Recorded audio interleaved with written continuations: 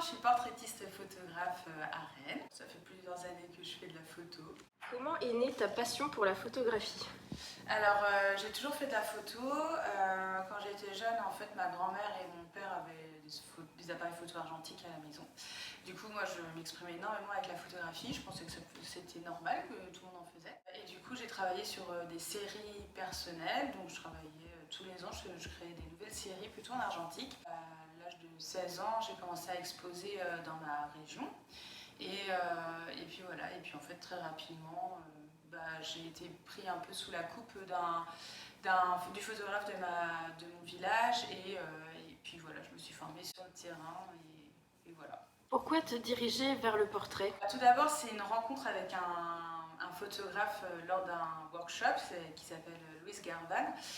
C'est un photographe mexicain, un portraitiste mexicain. J'ai beaucoup aimé son approche, ça a fait résonance chez moi. Un côté poétique et puis en fait laisser s'exprimer aussi les gens tels qu'ils sont et tout ça. Enfin, en tout cas, moi, c'est de la façon que j'ai eu envie de prendre ce workshop-là. Et du coup, ça a été vraiment une révélation. Tu exposes actuellement chez David Ébéné une série de portraits de femmes. Est-ce que dans l'une d'elles, il y a une histoire qui t'a marquée? Alors, j'en ai pas particulièrement parce qu'en fait, vraiment, chaque portrait que je réalise, c'est des expériences uniques et puis des rencontres uniques. Il y a une maman solo, par exemple, qui est en train d'allaiter son enfant. Je trouve que c'est une belle histoire. En fait, c'est une femme qui s'est battue pour avoir son enfant et voilà, elle est seule à l'éduquer et elle l'a conçu seule et tout ça. Donc, je trouve que c'est une belle histoire. Mais après, elles ont toutes une belle histoire. En général, où est-ce que tu trouves ton inspiration? Dans beaucoup de choses, ça peut être la musique, la littérature. Je vais voir beaucoup d'expositions, photos, mais pas que, aussi peinture. J'aime beaucoup marcher dans des espaces plutôt naturels. Et du coup, la lumière m'inspire. Voilà, un rayon de soleil, une ombre portée. La déambulation m'inspire énormément. Comment communiques-tu avec tes modèles pour faire ressortir leur expression? Alors quand les gens viennent au studio, en fait j'aime bien les découvrir pendant la séance photo, on échange beaucoup et en fait je vais les guider sous forme d'interaction, de jeu. Après j'ai vraiment à cœur que les gens se sentent à l'aise et s'expriment et j'ai toujours aussi envie de montrer la beauté en fait des gens. Alors c'est un peu...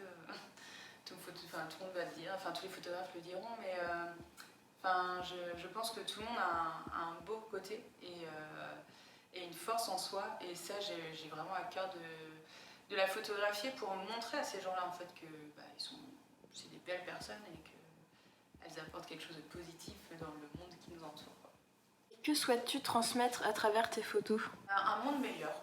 C'est ma façon de contribuer à notre monde et en fait d'apporter la joie, l'amour, la beauté. Et quand les familles viennent au studio, j'ai envie qu'ils sentent en fait l'amour qu'il y a entre eux. Je veux vraiment diffuser de la positivité partout en fait. Est-ce que tu peux nous parler de tes projets futurs? Oui, alors là je suis en train de travailler sur une exposition, une grosse exposition qui va arriver au mois de décembre. C'est vraiment deux séries personnelles. J'ai travaillé sur la femme végétale, du coup c'est des portraits de femmes avec de la végétation, donc je vous en dis pas plus, il faut venir découvrir. Et il y a également du détournement de paysage avec des animaux aquatiques.